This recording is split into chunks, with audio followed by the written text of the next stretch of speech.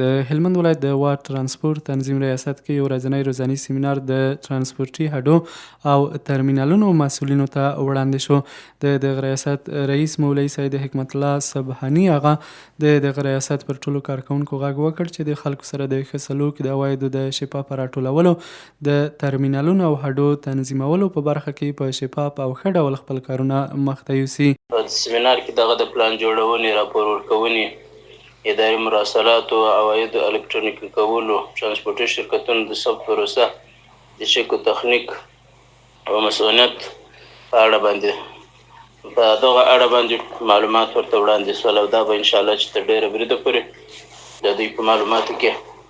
زیاتوالی راولي. په ذکر شوي سمینار کې چې د هلمند ولایت مقام د اداري اصلاحاتو د ظرفیت لوړولو امریت او د هلمند مستوفیت استازو هم پکې ګډون کړی و. پر مختلف موضوعاتو یې بحث وکړ چې دغه ریاستونو استازو د سمینار ګډونوالو ته د کاري پلان راپور جوړونې، اداري مراسلات، د عوایدو الکترونیکي کول، د ټرانسپورټي شرکتونو د ثبت پروسه او همدارنګه د ټرانسپورټي وسایطو د چک او تخنیک او مسنونیت په اړه معلومات ورکړل. دا په داسې حال کې ده چې د اړتیا سره سم د دغه ریاست کارکونکو ته روزنیز سمینارونه وړاندې شوي دي.